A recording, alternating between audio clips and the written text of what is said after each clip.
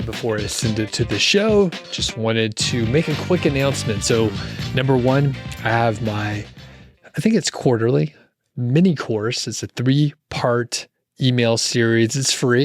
You just have to sign up for the email list, and that's coming out January 16th through must be the 20th, 2023.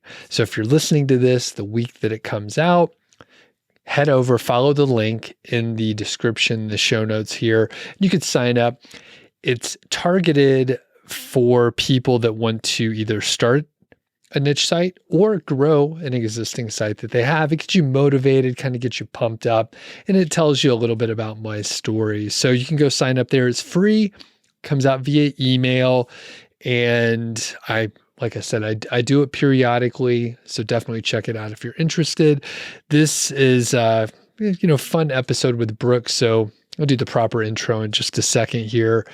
The second announcement, the kind of side note, is I've been playing around with ChatGPT, so it's all the hype right now. It's been pretty fun. I've actually published a couple videos, and I'm kind of excited about it. It's been interesting.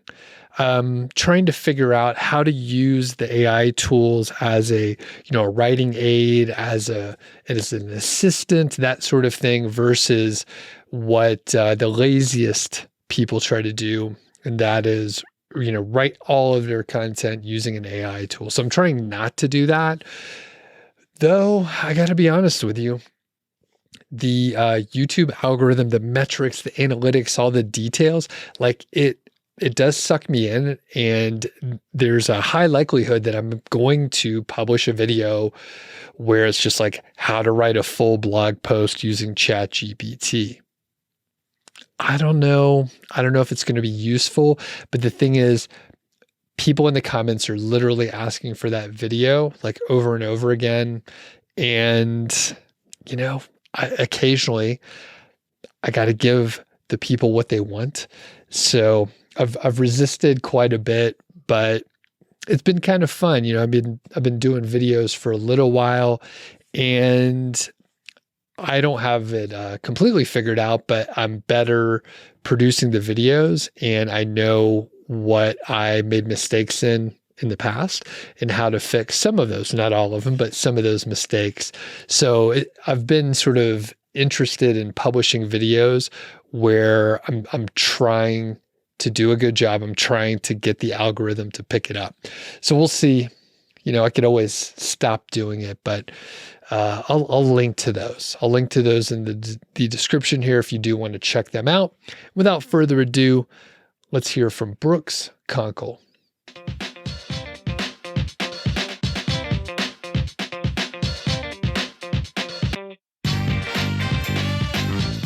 Hey, what's going on? Welcome to the Doug Show. My name's Doug Cunnington, and I'm pumped this episode because I'm interviewing Brooks Conkle, and he has 5 websites that he's earning about $6,000 to $12,000 per month.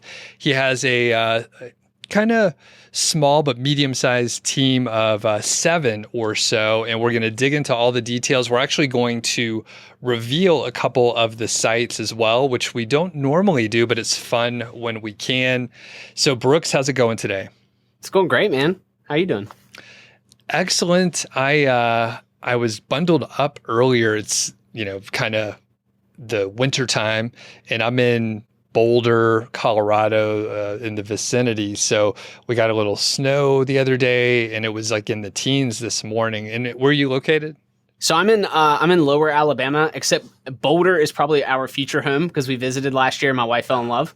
So it's like in the 40s here, and that's like sub-zero for Alabamians. So very cold. Yeah, and you get probably snow every couple years, maybe a dusting, right? Dusting every maybe handful of years. And the whole city shuts down, I'm sure. 100%, man. Chains come out. No, I'm just kidding. We don't have chains, but like schools definitely shut down with like a half inch of snow or whatever. It's pretty funny. And I'm from Atlanta originally, so yeah, I'm familiar. Just a couple of flurries will, make the schools open later. So yeah, very good. All right. Well, I don't know you that well, so I'm curious about your background and you work on websites now. I'm curious about what you did before and just sort of some of your history. So I'll leave it open and you could tell us about yourself. Yeah, sure. I guess I should say we met, but we didn't even know that we met at FinCon. It was loud. It was at a party. We screamed at each other over like an opening table thing. I have no idea what you said.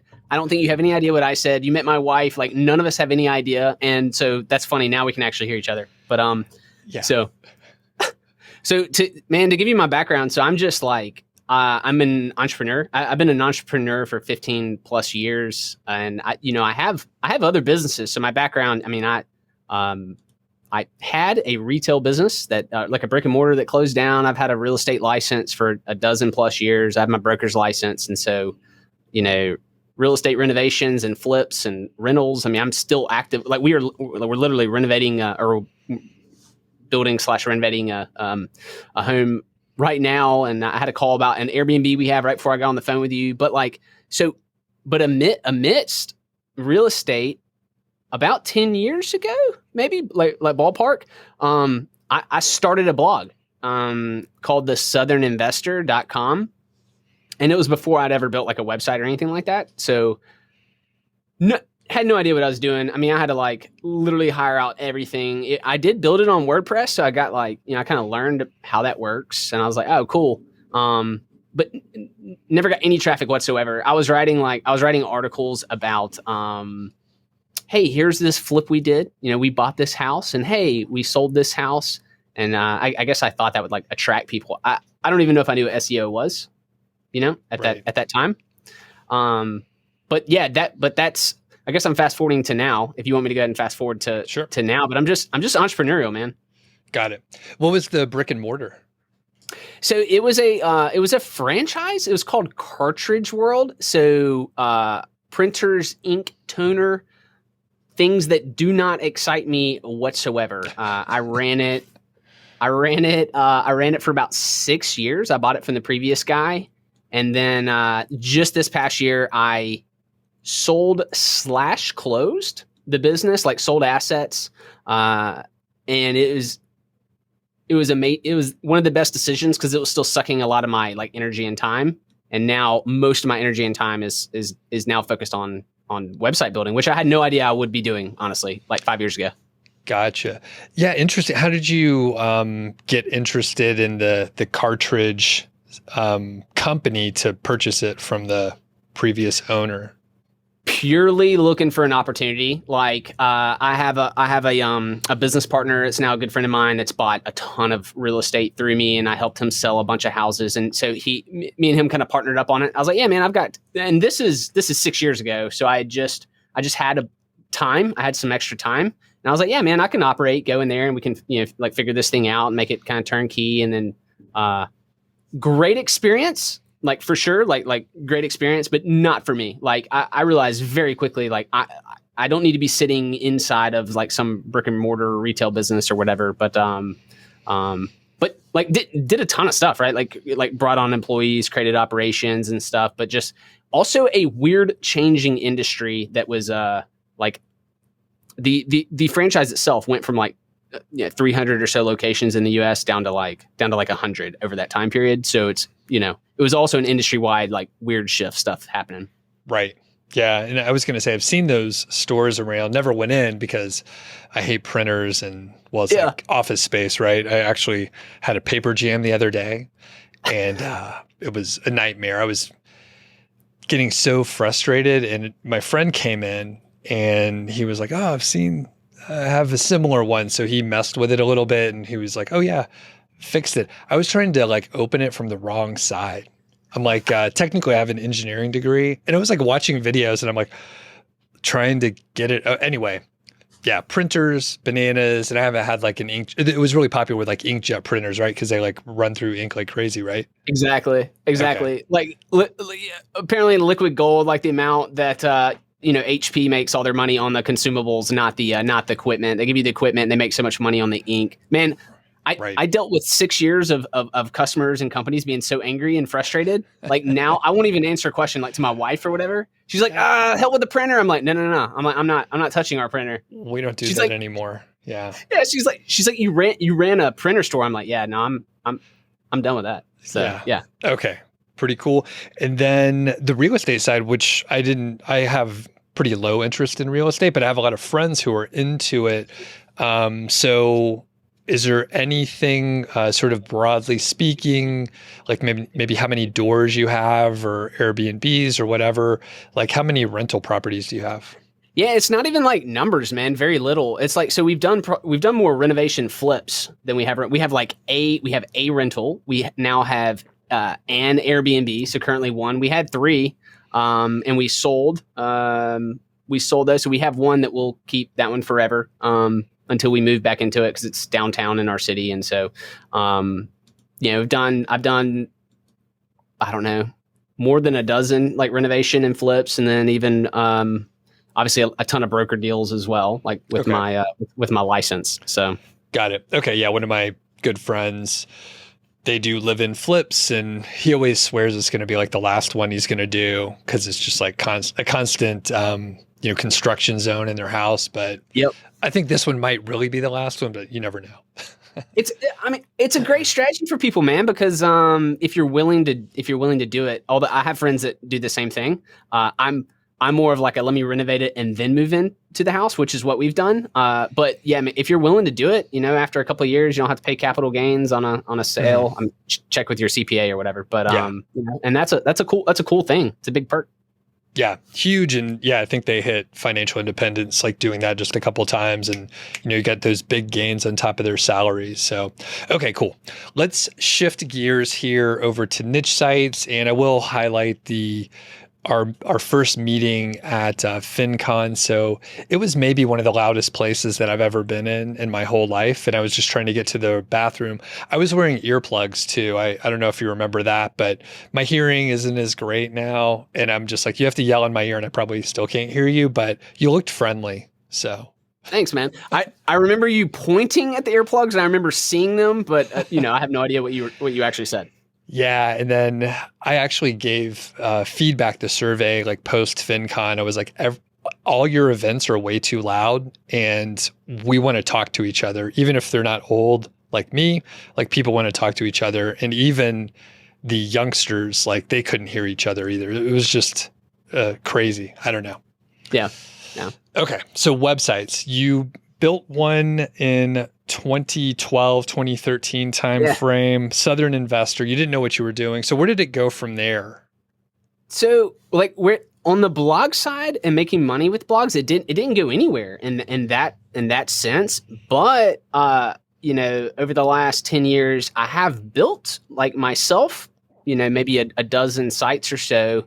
Or for people or for things I was doing, for an event that I was running or whatever. So I became pretty familiar, right? Like with WordPress, and I was using, I found a theme, Divi. I was using Divi like a builder, which I now have moved away all my sites from, but like I was using it and I thought it was super cool. And so, I got a lot of experience, right? Like throughout the last 10 years of just building and just like building out stuff, which I feel like is what kind of led me to be able to have this, I don't know, call it like round 2 resurgence of like the blog that, now a blogging business, right? Like a media business. So. Okay.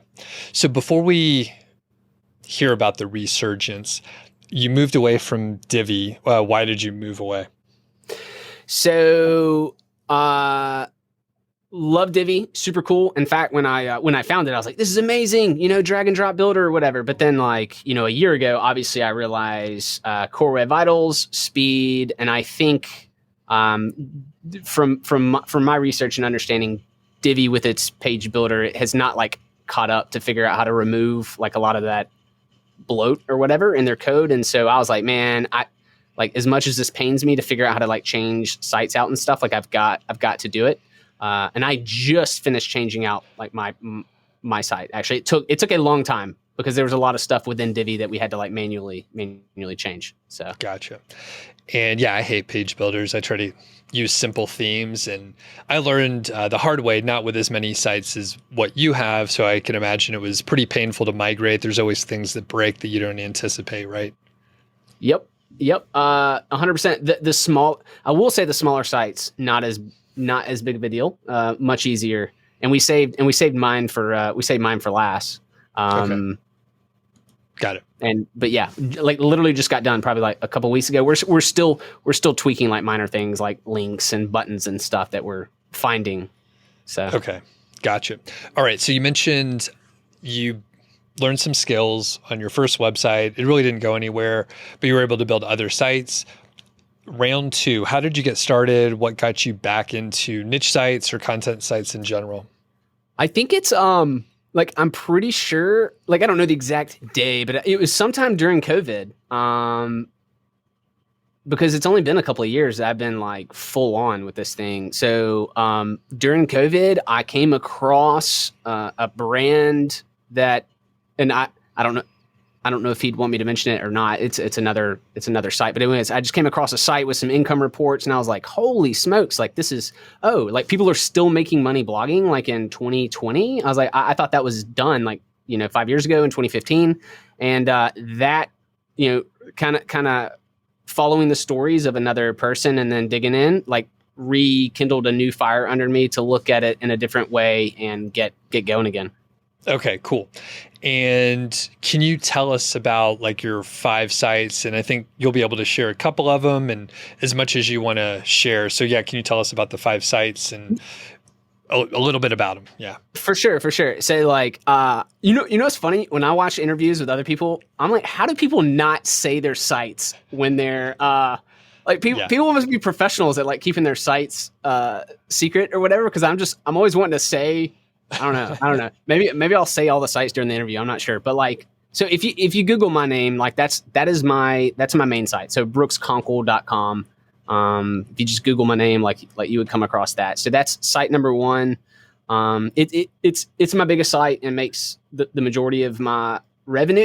And I should say this too, only 2 of my sites are revenue generating currently. So the other 3 are in like very early stages and like, building up content and stuff. But yeah, so my site, public, anyone can check it out. And then the second one, I'll mention it as well. It also generates revenue. It's called the Mobile Rundown.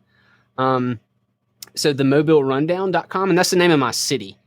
So the interesting thing kind of about that site is that it started like we've been running the brand for like 8 or 9 years.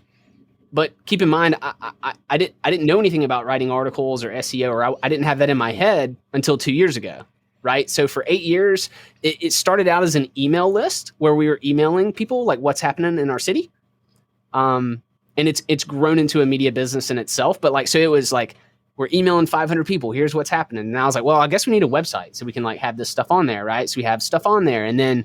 And so now we've kind of cleaned up our email list, but we have like 8,000, local folks that we're emailing weekly of like, here's what's happening. We've actually, I guess I'll just go ahead and say this cause I think it's kind of cool. We've like rolled out a print publication has like come out of that brand. It's called Do Some Good Mobile. And it's highlighting nonprofits in the area. And my wife runs that. And we're like in the midst of getting our 5th one. This is our fifth publication for that. But Doug, man, I thought like 2 years ago, it's like I had this light bulb in my mind. I was like, wait a minute, why am I not using the same strategy for this website as my personal website? Right. It seems nuts to not realize it until a couple of years ago. But yeah, so now, and we were selling stuff locally to businesses. I hate like outreach and selling like ads or whatever. So in our newsletter, I'm like, oh, hey, do you guys want to sponsor this newsletter? Like, hey, companies, someone want to pay for this to help us? And I hated it. We almost saw the brand as like something we were giving to our city, almost just like a service to our city. And I was like, wait a minute, why don't I let Mediavine be my sales team and sell the ads? And so that's what we've done. So like, yeah. So like going heavy on articles there as well now. Got it.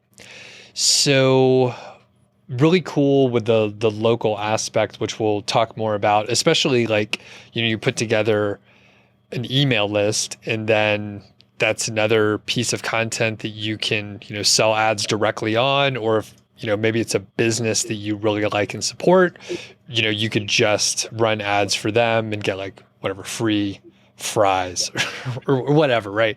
Free bowling, Give me a car, man. whatever it is. Yeah. A discount on the car. So, can you give us a sense of the traffic on the Brooks Conkle site? Yeah. So that site, and someone on my team just like pulled up our stats, whatever, so I can pull it up. We do it monthly. We look at everything of what's going on monthly. It is I want to say 140, 150. Okay, cool. So while you're confirming that, so 140 to 150 visitors a month or so? Yep. Cool. Yep. Monthly. And then what's the main revenue source there? And can you share the specific revenue for that site? Yeah. So the revenue itself ranges. So like, my highest so far has been about 12 grand on a monthly basis. But it's been, for the last 6 months, it's been between like 6 and 12 grand. So, cool. And it's almost split. So on the side, so I have ads, affiliates, and then like I'll do call it other bucket, some sponsorship type promo or some, I don't know, just some deal that, some companies like reaching out to me and I like, I think they're cool. And so I do something, right? But so, probably 70% of it is probably that split of ad and affiliate, or maybe 80%, probably 70 to 80% is 50% ads, 50% affiliate, revenue. Gotcha. Okay. And then on the affiliate side, what are the main, is it like Amazon or is it like software products, I guess? Yeah. It's very little Amazon. I know a lot of people I hear that the bulk of theirs is Amazon. I have, I don't know, probably less than $100 a month currently in in Amazon affiliates. The bulk of it is software type stuff. I'm partnered with like over 100 brands. I know I could do much better at trying to now start looking at those and figuring out how can I, what's working better and how can I maximize or whatever. But I'm signed up with like 100 plus, companies as an affiliate. Makes sense. In the marketing space, it's software and digital products of some kind, not, you're not doing reviews for very many physical products that someone would buy on Amazon. It's just a different model. So, okay, cool. Exactly. So let's shift over to the Mobile site. That's how you say it? Mobile. So funny, the way you said it is exactly the way they say we should say it. I kind of say it a little bit different. I say Mobile. I don't know. I've been called out and told that I'm not even from there. And I'm like, no, I am born and raised from Mobile. Yeah. Correct. Mobile. Yeah. And it's like Louisville, Kentucky or Louisville, Kentucky. And there's actually a Louisville here in Colorado, right near Boulder. Yeah. So, but yeah, similar thing. Or Albany, Georgia, right? Yeah. That's another one like that. It's the Southerners. That's it. That's it. Okay. Yeah. So the Mobile site, mostly Mediavine, it sounds like. Can you talk about the traffic there and then the monetization generally? Yeah. So let's see. Oh, okay. So just this past month, 180. So just over 18,000 page views on that one. And what's kind of interesting on that one, in a couple of months, I'm very curious to see where we get to, because we had a spike so Mardi Gras originated in Mobile, technically. Sorry, New Orleans folks, that we had this like battle about Mardi Gras. During those 2 weeks, we get a crazy spike on the website. I only had one article about Mardi Gras last year, and it was like, I was like, oh, wait a minute, man, I should post the parade schedule and like maybe people will find it. Well, Google picked it up. But now I have multiple articles related to Mardi Gras organizations, different areas. So I'm curious to see what's going to happen, but to fully answer your question, say like, before the website itself was getting like $0. I mean, maybe I would, figure something out with some sidebar ad or something with someone I knew or something like that or whatever. But now it's, so it's been kind of it's between $300 and $500 currently from Mediavine. And the rest of the revenue, I mean, the publication, like the magazine, is actually like a very like brings in a lot of revenue. And then the email itself obviously can generate its own revenue, but like I don't even have all those buckets combined for this, Right. for this business. I kind of look at them just as like ad affiliate type revenue. Okay.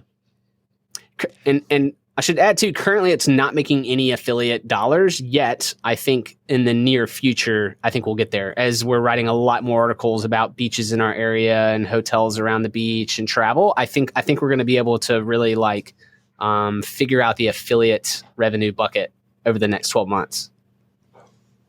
What's the population there? Yeah, the city itself is only like a couple 100,000 people. Okay. It's like 200,000-ish. Yep. Got it. Very interesting, because I was thinking not too long ago, I live here in Longmont, Colorado, and I think it's about 100,000. But the Boulder County area is, much bigger. I don't even know the population, but there's a handful of other fairly, sizable cities. And I know there is, I think I've seen an Instagram and maybe website that someone manages, but it's like, Boulder happenings or whatever. So Right. Hopefully people out there, like your wheels are turning, because there are many cities that have like, 100 to 500,000 people. And that's enough to put something together. And, you're making 300 to 500 from Mediavine, which, they're probably taking a decent chunk of like what you could be earning. So if you, obviously, sure. Brooks, you said you don't want to do the sales stuff, but if it was someone who like, fucking go to the Chamber of Commerce meetings, meet a handful of people, and then like once you get hooked up, like you don't have to sell as much. There's like 30 people that and that would be a route. I've never done such a thing, but I know the business owners, they know other business owners. And it's like, if you have an effective email list that could like drive stuff, like you potentially could make 300 to 500 per email that you sell easily, I would guess. For sure. And to think the local content for, like you said, social media, Facebook, Instagram, like TikTok videos for like a local area. If you could package all that together. Now I've had so many people have told me what we should do. But I love those ideas. I think it's awesome. I think that could be actually even the future of that brand. I just, I'd have to find that person, maybe someone that wants some equity or something like in that brand itself and will really hustle. Yeah. I think tons of people could do that in cities around the country. Yeah. And if you're, I couldn't copy your site from here because I don't know. I couldn't take the pictures. Like you could go around and have like a nice afternoon, take pictures and like understand what's going on. So, that brings me to the next point. One cool thing is you guys were doing this for fun for a few years, which I think, some people would think you're, silly for not figuring out that you could monetize it or to approach it differently, but it actually probably made you do a better job because it was what you wanted to do anyway. How did you get the content? How did you know what was happening in the schedule and just what you were going to publish for those years? That's like the hard part. People like we've always looked for, man, is there some kind of shortcut? Like how can we make this so much easier or faster? Dude, it's a manual process, man. We check, there's like, so I don't know how other people's cities work or whatever, but ours has very segmented calendars of people. Every organization has their own events and their own stuff happening and they're promoting their own stuff. And there's been talk in our city of like, oh, we need one giant unified calendar. They've been talking about it for like 10 years and like it hasn't happened. It's not going to happen. And actually, man, I'll bring that up because maybe if anyone launches a site like this, it's actually a way. I'm like, now that I understand linking and interlinking and backlinks, I'm like, all right, guys, here's what we're going to do. Cause like I have friends in the city now, like our tourism bureau, I have a good relationship. Our city, I actually know people there. And so I said, all right, we're never going to have a giant, massive calendar. But the best we could do is like, let's link to each other's calendar. So it's like if, we have a calendar here and like, hey, you can also check out these other calendars in town. And that's kind of, I actually have another meeting this afternoon with a friend of mine that has like she's involved with a tourism board of like another township, and she runs their website, and I'm going to talk to her about that. And so no one in my city has any idea about backlinks. Like none of them understand that. In my head, I'm like, that's why I'm doing this. I'm doing this because I want to get like links from these calendars. Like no one speaks that language here, but they get the idea of like, yeah, like us sharing calendars. This makes sense, you know? Cool. Okay.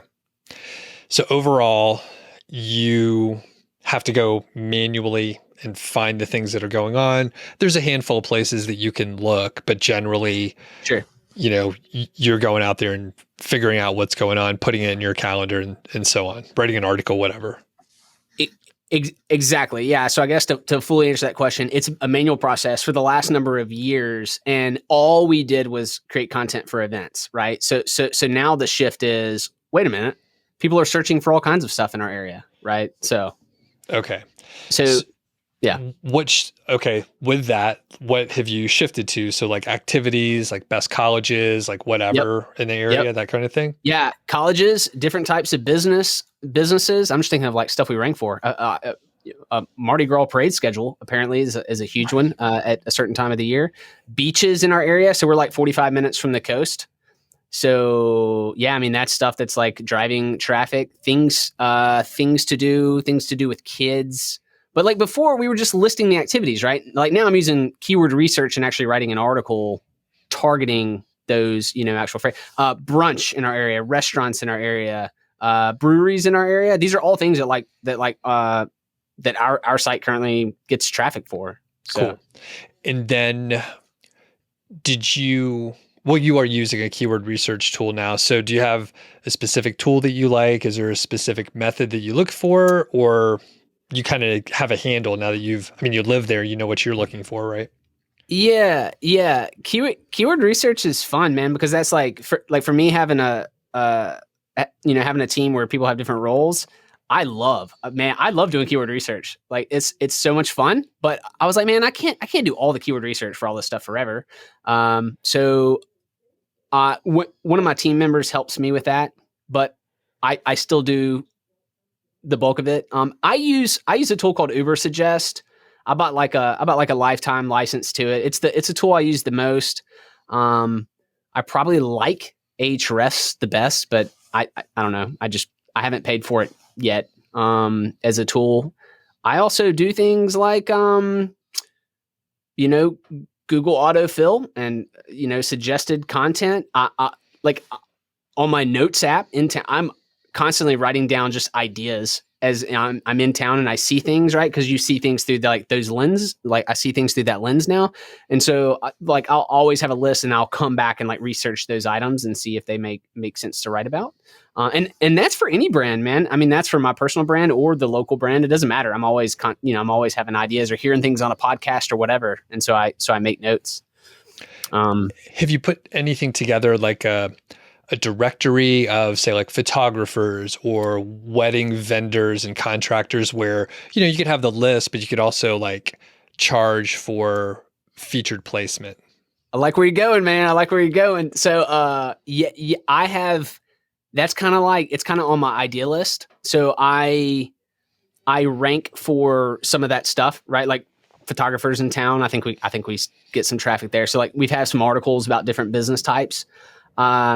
That is one of the things that I think would make sense to have on our local site, being like a write-up about the business that's whether they were featured in that article. I'd probably rather something that's a little bit more meaty, that's like a full-on write-up that I can link to them from and hopefully charge more money. But again, that's a sales thing. So that's on my it's on the idea list until there's an appropriate team member that could maybe help, because that's an outbound outreach type thing. One way you can I haven't done this, but in theory, this is how I would try it. You can maybe make it easy, send an email, do an email interview, and then you're featuring them. They're featured as an expert. They're doing the writing for you, right? And then you can ask them for a link from their website too. So it's another link building thing. You have a good rapport, you list them on the directory. Once you have a handful of those folks on the directory, then you could say, hey, I'm putting a featured placement here. If you're interested, just let me know. And that way you've already like done something nice for them. Maybe you got a link back, the door's open. It was, an outbound request, but it was like, hey, we could feature you on the website and we get this much traffic. There's like no downside for them except the time to fill out the email questionnaire. Good point, man. Yeah. So have them, you're saying, so to recap, you're saying basically have them make the content for me. Maybe I do an interview, then they agree to link back to it, which that probably makes it all break even for me, I would think. Sure. Like that link probably. And then I could populate a section with those and that almost becomes like a sales tool for others to then maybe like pay money for that rather than. Yeah. Is that kind of what you're thinking? Yeah, more or less. And I mean, it could be like in a featured photographers section where like you've done like a bio on them. That's the questionnaire. But I think like you could still have the directory where it's like, here's our list and everyone could be listed there, but then you charge for the featured placement. I don't know if it'd work, but worst case, you've reached out and now like a lot more people know about the brand. Yeah. Yeah. I think it could work. And I think it absolutely would work actually. I think it's just like I think it's just a time energy situation, right? It's like manpower, like, bandwidth towards it. So, yep. Okay, cool. It's a great idea. So, and anything else related to sort of the keyword research or anything like that? I do, I do definitely keep a list of, I think it's interesting. I definitely keep a list of people that I think are not as like strong, or they're not, they're not Forbes in the SERP, maybe it's not as strong of a website. I will definitely make a note of that and say, cool. Like what do they rank for? Some people like frown upon that. I'm like, no, like, I don't know. I just want to see what they're about. Plus I think it's interesting to see people in your arena or your niche, like just what are they writing about in general, right? So it's just like, if it's just, a brand I haven't heard of, whether I think I could outrank them or not, like, I don't know, like I will go and look and see, cool, like what are they ranking for? Cause to me, that gets my brain going with, oh, okay. Yeah. Oh, that's great. Like that would actually, fit on my site as well. And so it's not like a direct keyword, hack, but it's definitely like a creative process that helps me to like further our content calendar for sure. Got it. And it's kind of like you can get an idea from them. You may not, go after that directly, but you could like layer what and then you marry up a couple ideas and maybe you end up with something better, right? Yeah, exactly. And like if if I'm looking at a competitor, I mean, they may have 100 articles. There may be one that I'm interested. Oh yeah, I should write something like that. It's always been a very small percentage. And so I don't know if someone wants to do that to me, please look at my keywords. And like, at the end of the day, it's a giant, this is the way I see it. It's a giant ocean out there and there's a lot of content to cover. I guess good. is the way I would say it. Let's shift to content specifically. So, for both of your sites, who does the writing? Did you do a lot of writing in the past and maybe not so much now? Yeah. That was actually, I think that was my epiphany in 2020 when I said, okay, I'm going to have another go at this thing. And like, oh, wow. Like people still make money from blog type websites or whatever. The epiphany was, man, if I write all the content, I will have like one article in a year or something. I don't know, man. I just like, I enjoy writing what I want to write when it comes up. But the epiphany was I've got to get help. Like I have to treat this like a business and like outsource pieces or whatever. So very early on, that was like one of the things that I got help with was writing. So like, yeah, even on my own brand, I write a small percent of the articles. It's usually when I have an idea of something that interests me, and then I do keyword research, and I'm like, oh, cool. Like, not only could I write something interesting, but like, there's also traffic, and I think we can rank. Like, I'll go in and write those articles. Okay. And just curious, do those tend to do better because like you're a little excited about it, and like it sounds like you could bring more to the table because maybe you have more firsthand experience with it? Do they do better? Was that Yeah, your do they question? rank better, earn more money? No, no, they probably earn less money because there's probably not, and maybe not because I wrote it or because I had the excitement. Probably because there probably wasn't a ton of search traffic for it in the first place. Okay. I just found a phrase that I was like, oh, okay, at least there's some people looking at this, and I think I have a shot to rank. So like, I'm willing to spend my time writing it. So Okay. yeah, no, those get less traffic for sure. Got it. Okay. And then where do you find your writers? And you could talk about the team, I guess, in the writing aspect.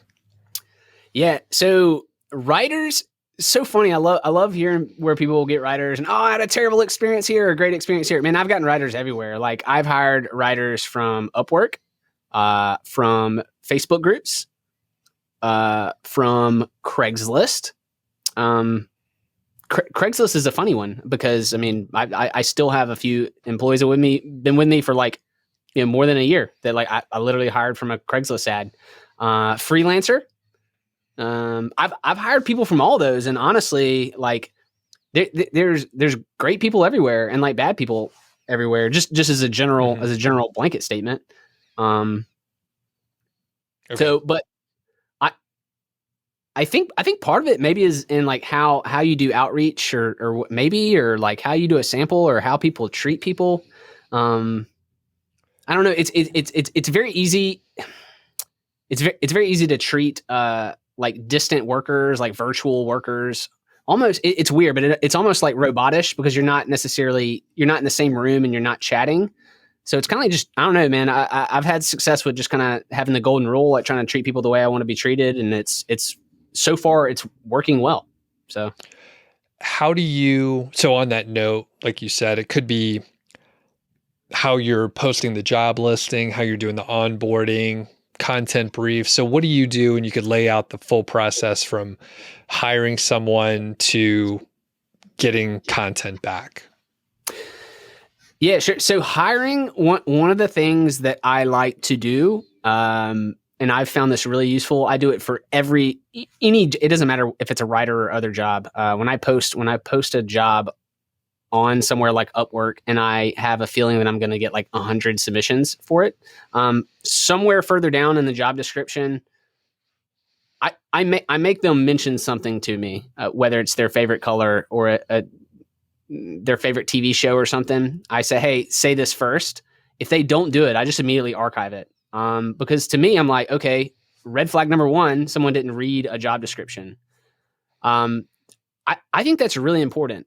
And so beyond that, I like moving to a little bit of chat. Like I just like having a chat with someone, not even like, it's not an interview. Like maybe they're talking about an interview and I just ask them some further questions, like based on whatever. Like I glean a lot from that conversation just via chat, like what that person is about. How do they handle themselves? Are they orderly? Do they, how do they carry themselves? I don't know. That's been really beneficial for me. So cool. Make a hire. That's like any position or whatever. But I hired a writer who I liked, and she was doing like a wonderful job. And I was like, cool, we need more writers. So I went out and put some more, job positions. And I asked her, I said, hey, cool. When we hire these writers, can you handle these guys? Like, can this person work under you and report to you? And then you report to me. And she's like, yeah, I guess. So I guess I'm kind of creating this structure because I'm like, I don't have time to like, myself talk to like, a handful of writers or whatever. So right now we have three writers. And I only communicate with one of them. I've met the other two. Like I've chatted with them and they're in, we use Slack, to all communicate and chat. But I only communicate with I'm gonna call it the head writer, like the lead writer, and they report to her. Perfect. Okay. And did that writer have any management experience ahead of time? I'm not sure. Okay. So you were just like, hey, can you handle it? And she's like, I think so. Kind of. I sensed that, So she's younger. I think she just turned 30. So I mean, she's out of out of university and been working and wants to write in general. I just sensed her communication with me. I'm like, cool. She's organized. She's timely. She takes initiative, which to me is just like something you can't really teach someone, to kind of take initiative and go and say, hey, well, like, what about this? Or I saw this. When someone shows that kind of like thing, I'm like, okay, wow, this is cool. So I just kind of asked, I didn't force it upon her. I just said, hey, like, what would you think if when we bring on this next writer, what if if they work through you and I pay you, like an overage for kind of helping manage, do you want to try it? She's like, yeah, sure. And it's just worked out. So far so good. Now I'm not gonna be adding like a dozen writers under her because she's not, like, that's not her position. She's also writing. And she does final checks and such with writing. So like, she's kind of the one that's accountable for whatever she sends to the other two writers. And then I guess I should also ask that there's like, there's another process after that. So like when she returns the final product, I guess for the rest of our team, I have a guy who's been kind of like a general assistant with me for multiple years now, but now he's the guy for like formatting our post. So from the writers, it goes to him. He would format the post into WordPress with images and space everything out, make it look nice. Then it goes to one final step, who is kind of the, I guess, kind of like head editor, SEO, person. And she's a smart cookie, man. She has some of her own projects, which I think makes her really valuable for that. But she would, interlink, right? She would triple check alt text, triple check, keywords, how's our slug looking, like all those final things. And then before, it used to come to me to publish, but now I'm just like, nah, hit publish. Like, so I've empowered her to, publish articles, index them in Search Console, and away we go. Okay. And so you have 3 writers, 1 formatter, and then an SEO sort of final check person. Yeah, I should probably come up with a better title for her, but yeah, yes. Okay. And then are there any other people on the team? So you're one of the other people? Yeah. I'm kind of like big, like I'm always trying to free up my space so I can look at the big picture of what we're doing, right? Like the direction of what we're doing. I'm also trying to, I love video content. I love the idea of video content. I know that's big and it's fun. It's something I enjoy. So I'm trying to always free up as much as my space as possible to be that part of our brand. I do a little bit of our keyword research, like for my main brands, mainly just because you gotta keep the knife sharp and it's fun. And I do now have like a web developer, whereas before, probably 2 years ago, it would have been only me, right? If there's website stuff we got to fix, like I'd have to figure it out. But now, if it's going to take me more than 20 minutes of like clicking around to find something, I send it to my web developer guy, which was really, really huge for me, especially switching from Divi to, we switched to Generate Press is what I moved to. It was great having him to help with move all those. Yep. Okay. So that's the bulk. That's the main folks. All right. Can you share how much you pay your writers? I don't like doing that. It's less than I would pay someone in the US. Okay. Let me say that. But here's the reason. I actually thought about that because I thought you would ask me that. But like one of the reasons why I don't like, or I don't think it's good to share that is because I've heard of people getting crappy, like not good results with 10 cents plus a word typewriter. And I've heard of people getting great results with a 2 cents a word writer. Right. And so I don't like, you know what I mean? I pay less than US minimum wage probably, but I'm also working with people that are very happy to be working with me. Mm-hmm. And do a great job. I know that's a long-winded answer to your question. Right. And I agree with you, by the way, it's one of those things like people want to know how much you pay for this or what you did for that. And it's like, I know people want to know that. So I always ask, but it's largely irrelevant. I'm totally with you, man. it's good. I get it. Like people want to gauge, right? They want to know. I think I definitely think like for under less than 7 cents a word, I'll throw out some general stuff. Less than 7 cents a word, you can get incredible, content. But it may or may not be someone in the U.S. And you know what? Someone that's not in the U.S. may or may not write better than people in the U.S. It's all subjective, Right. Where are your writers located? Um, they're all in the Philippines. Okay. All three live in the Philippines. So, Okay. yeah. And I've heard good things. I haven't hired anyone from the Philippines in a while, not writers specifically, but I've heard a lot about onlinejobs.ph, right? Yeah, So yeah. I think a lot of my friends have hired from there. I've heard of that. I've heard of that site for sure. I've been to it. Yeah, but I've never hired anyone through that site. I think you pay do you pay a set fee per person you hire or something? I'm not sure. I'm not sure how it works. I don't know either. That does sound right, but people can, go check it out if they're interested. Yeah. But I think it's like you can go through like the platform and Yep. find your person, and then I think you move off the platform. So I think, yeah, you're right. Like it's kind of a marketplace to find a gig or find a freelancer, and then I think you move off, but people can do their further research. We're the worst people to talk about it since we haven't used it, but Yeah. People are laughing at us right now. Oh wait, I do have one other person on my team too. We just hired a new part-time lady who's doing a great job so far. Not tons of experience, but she's. I assigned her under the SEO final checker person. I was like, hey, you're getting stretched kind of thin. We need someone else. Let me find the person part-time, and then that person can like answer to you. You can kind of help train that person or whatever. So that person's like working like 3 to 5 hours, a week, maybe something. Okay. Got it. So one tip for other people out there, my most recent hire is it's a writer, and it's going to turn into like an admin situation and more like a much bigger role than what she was initially hired for. But I'm in a mastermind group, and my friend was trying to find a writer, and he went through this whole process, and he did the job listing, he did interviews, he did sample paid trial gigs, and he hired someone. He had 3 other people that he did not hire that were very good. They made it all the way to the end, and he said, you know what, I'm not going to hire this person. And I was like, sure, you can give me a couple of their names. So I just went and hired the second place person, and she's Perfect. awesome. Yeah. Pre-qualified, man. Pre-qualified, right? Where are those writers from that you use? What country?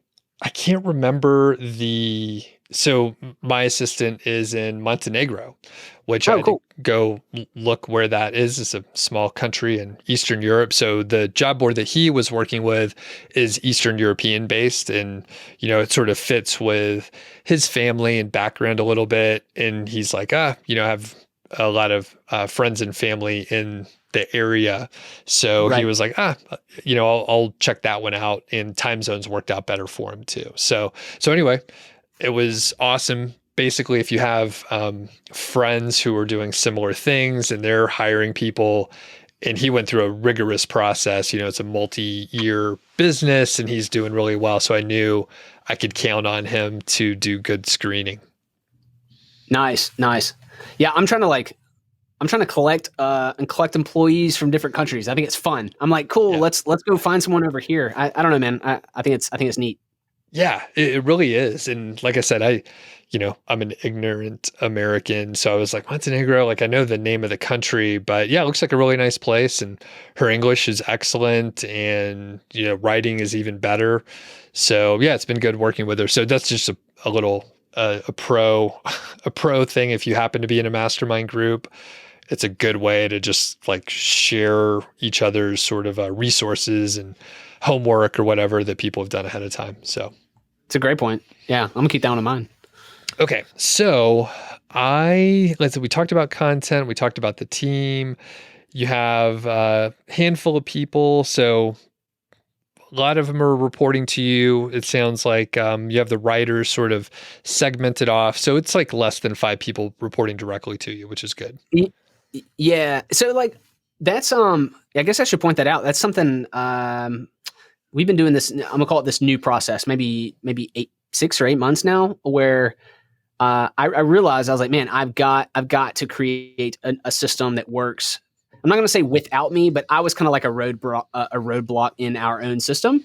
So I, this is not long ago, right? Less than a year ago, I was assigning batches of articles to a writer. Cool. You get done with your batch. You send it back to me. I approve it. I pay you for it. I send the next batch. And I was like, oh my gosh, this is crazy. Like just the amount of time it was taking me to do all of that. And I'm like, man, okay, if I'm trying to ramp up, like there's no way I can do this. So I'm like, all right, I have to remove myself from that process. So we kind of adjusted. Like now we have we've kind of set like it's not really a quota, but kind of like a goal for like, cool, what's being written. And now I have a different team member that checks off on a weekly basis, like kind of what's been written, checks off on it, sets up a payment on my behalf. Actually, in Wise, we use Wise. I love Wise for payments. And then I just basically log in and click like send that. That and then I also connected the team on Slack. It sounds like, oh, okay, well, like why didn't you do that before? I guess like as you're growing, like I didn't need Slack, like what I was doing. But then I was like, man, I'm the roadblock for everyone because everyone's reporting to me. So now everyone in Slack communicates when something has happened. So like when a group of articles is written, they're in a Google Drive folder, and that team member moves them to a different folder and pings that person, my formatter guy, and says, hey, these are ready. So like I can see all this, but I don't have to be like in the mix, right? I can just give my little emoji thumbs up or whatever. He formats, he moves them to the next stage, and then pings the young lady and says, hey, like these are ready to be, finalized and published. And this has been working really well for us for like 6 to 8 months. And I'm just kind of watching everything just flow through the process. And if we can keep this up, it'll be great. Like I don't intend to change a thing from that unless it's an improvement. So perfect. Okay. So it sounds like you don't have any other project management type software that you're using. Is that correct? Oh, not true. Trello. I've been a long time Trello user for sure. I heard you say you use Trello. I was like, yeah, that's a Trello guy right there. Yep. Yeah. Yes. Love some Trello. So why don't you manage it in Trello instead of on Slack? Very good question. Do you, would I have to have honestly, I have the free version of Trello, and maybe that's something that I need to, maybe that's a paid feature that would fix that issue, or maybe it's not, just like moving things through the process. Yeah. Cause I don't know. I have the free version too, and I'm trying to look. I think I have like 5 people on that board right there, and yeah, it seems to be fine. But effectively, it would kind of be the same thing. Yeah, maybe a little different. Maybe some of the stuff that's maybe you have a spreadsheet in Google Drive, maybe that moves to cards. But then same kind of deal, like all the communication. Like you could come back and like see a snapshot of current state and what has happened and who touched it. Got it. So do you think Trello would be a better move than pinging each other on Slack? Possibly better. Yeah, I think so, potentially, just because I don't like the little chat window popping up. People could turn off notifications or whatever, but for me, Slack reminds me a lot more of like the instant messaging from the corporate job that I had, where it's like should require more synchronous communication. Yep. You're using Slack asynchronously, and it doesn't matter. You could do the same thing on Trello, but if you're already using Trello, then maybe just move the communication channel there. Yeah, good point. Maybe that'd be something we move to. All those people don't use Trello. I guess I could. Man, what do you need to pay for Trello for? You do so much with Trello on a free account. I'm like, holy smokes, man! Like what? I don't even know. Trying to hit this. Yeah, me neither. I'm like, what is the ceiling of free Trello where I need to start paying for this thing, and I haven't hit it yet, I guess. I think it could be they have like automation and power-ups, but I haven't hit it either. I mean, I'm doing pretty simple stuff, but it doesn't sound like you're doing anything too complicated. It's just it's status changes, and then you're handing it off from one party to another, one role to another, and they know the handoff spot. So anyway, we could look at it later, but I think you can move it there. Whatever you're doing is working. You're happy with it. So I'm not trying to fuck up your system. No, good idea though. Good idea. Definitely something for me to notate if it makes sense to like merge it all over. Yeah. Sure. And for me, like I said, I just don't like the chat thing. And you can have that. You could leave comments and do the handoffs and all the stuff you're talking about.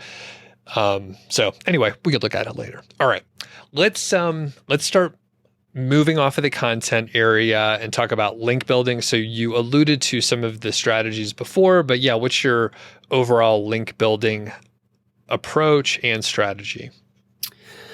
Links are funny, man.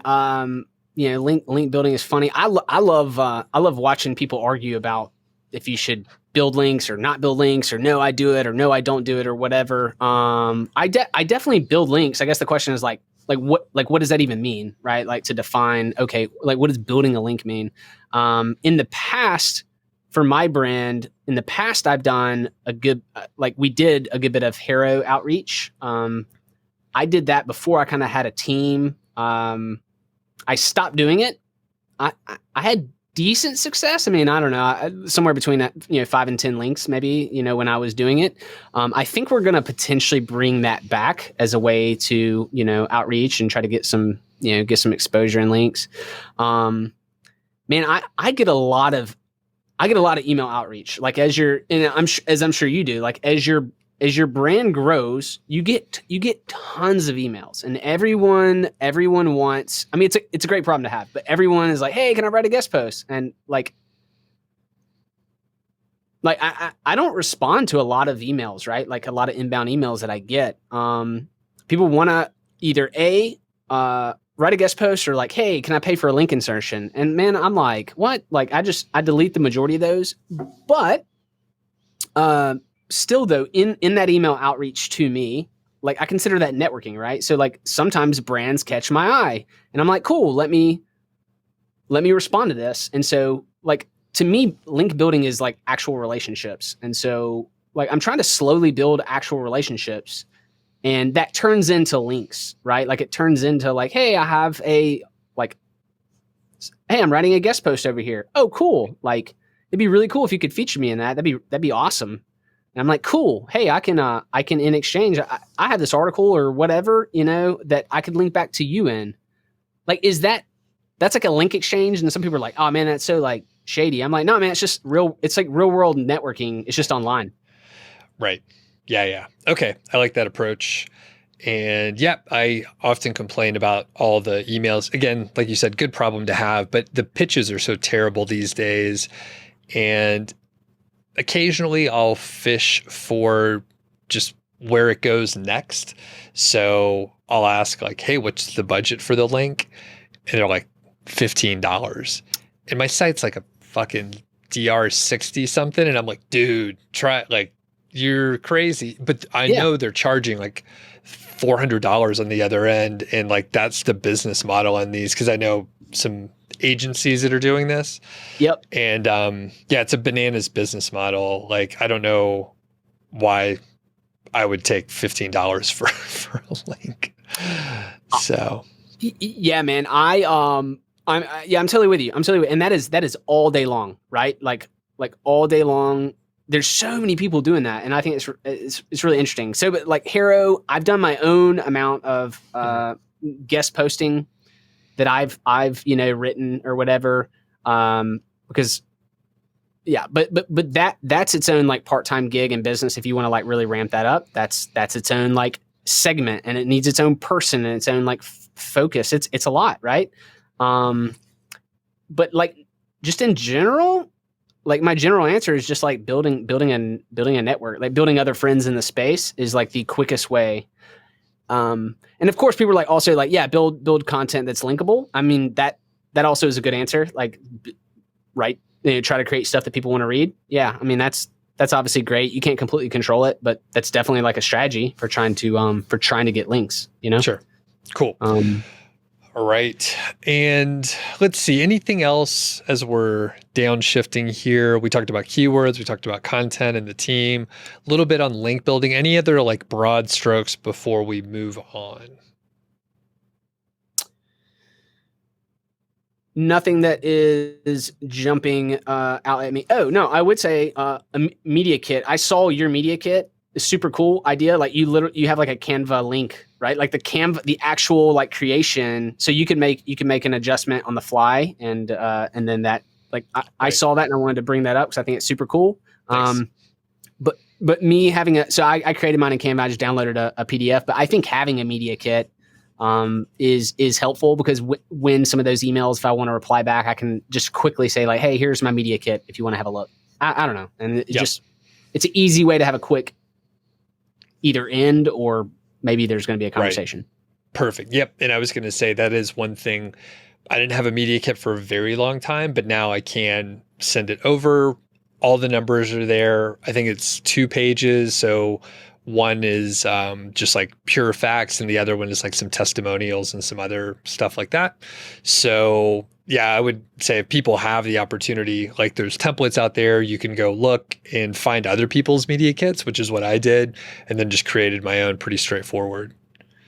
Yeah. And I have seen, to your point, I've seen people have the downloadable PDF on their site, but I have a Canva link. So like you said, when I get more subscribers or something changes, I just change one character and then I don't have to like re-download and like people potentially have like old information or whatever. Like it's just one thing that's a live document. Yeah. Ooh. Yeah. Actually, I guess I should add. Yeah. The way I did mine is I set up like a pretty link. Like I use that for affiliates, the pretty link plugin. So what I did was brooksconkle.com/media kit. So at least that link will go to whatever I send it to, but it's still a pain if I download the PDF and have to upload it to WordPress, whatever. But yeah. I have like the Canva link. So I'll actually, after we get off this call, I will make the update for a pretty link and just have like /media kit. That's what it should be. Oh, exactly. Yeah. Maybe I'll change mine in that way. I'll make my media kit go to the Canva link. Yeah. Yep, that's cool. That's exactly right. Okay, cool. We're just solving problems here. I know, right? Yeah. All right. How has the success of these websites changed your life? That's a funny question. It's not funny. It's a great question. I just haven't really thought of that. It's huge for me. So I'm a big believer in like life is a giant adventure. Life is really hard, but life is really beautiful and all these things. So like I try to do things that bring me joy and that are exciting. Like my wife knows that. She knows that in 5 years, there's a chance I could be doing a different venture or something because it's like, something is exciting. But like building these sites has been really exciting to me.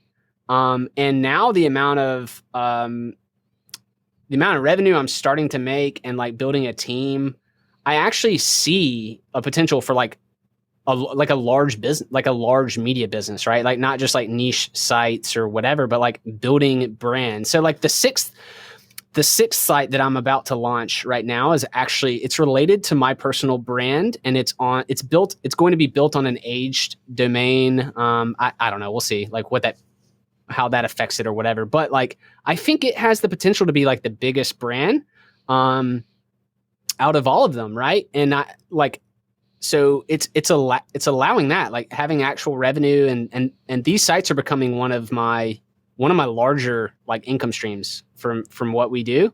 And that's awesome, man. I also about 5 years ago, maybe I said every opportunity I look at in business or whatever, I want to try to look through the lens of like, can I do this from anywhere? Like remote first, like, can I operate this from anywhere? And if the answer is no, I try to tell myself, don't look at the opportunity, no matter how lucrative or cool or whatever, because I really value being able to live a flexible lifestyle, whether I go anywhere or not. Like whether I stay right here in Lower Alabama or I end up being like a digital nomad. I want the ability. And I think that this gives that. And so that's really exciting. Perfect. Yeah, I'm sure I've been through Southern Alabama. I'm sure it's wonderful, but it's a big world out there, man. There's mountains out here. It gets good. Okay. So do you have additional tips for people that want to replicate some of your success? You've given us tons, but if you want to, bookend a couple, highlight a couple that you really think are powerful. I would just say like the compound effect is real. Like getting 1% better every day. Like it's very easy to get overwhelmed. Like I still get overwhelmed in where I am and where I'm trying to get to. Like I'm trying to get to 1 million monthly page views is like a goal of mine, by the end of this next year. So I kind of do a weekly countdown. I don't know. I guess I'm close to 52 weeks or 56 weeks or something, but but so it's easy for me to get overwhelmed. I just try to remind myself like, hey, like cool. Like how can we improve? How can we get 1% better today? Like on my team, like how can we improve our process or our content or make better stuff or whatever? And that never ends. I just got done listening to a podcast earlier where from a website owner that has like millions of monthly page views, 5 million, I think. And he was talking about the same thing, saying that like, man, it's just getting incrementally better. It's just like not giving up. It's just like, rocking that thing. And so like, yeah, that's it. I remind myself of that. And anyone that's like starting, it's at the end of the day, it is business too. So like, it's going to be hard. Like business in general is hard. And you just have to keep like cruising along. On that note, I didn't tell you I was going to ask this, but so that's your goal. What do you have in your plans for the next, say, 6 to 12 months? Yeah, that's that would be it. Like keep oiling kind of what we're doing and doing more of what works and stopping what does not work, and see if we can actually get to this 1 million monthly page views. And even if we don't make it, because it's pretty hefty. Like, I mean, I've done some math based on like average monthly page views and stuff. It's pretty hefty. I mean, I could either like crank up a knob and increase crazy amounts of content, or like, I don't know. It's still possible that we could get there, but that is the goal. That and probably increasing video content, both in like long form and short form, and figuring out how to integrate that into my brand and brands that we're doing. Okay, and then follow up on that. So you said you're going to stop doing some things that aren't working. So I assume you've been cultivating, that strategy for the last 6 months, or maybe more, hopefully. What are some things that you stopped doing in the last 6 months that you realized weren't paying off, or they're a waste of time for what goal you want to achieve? Good question. Nothing's nailing me right now. I guess because I feel like that's just kind of ingrained in what we do. Plus, though, on the other side of the coin, things take so long to really. I feel like they take a while to actually truly measure. Okay. Yeah. Nothing's like jumping out at me.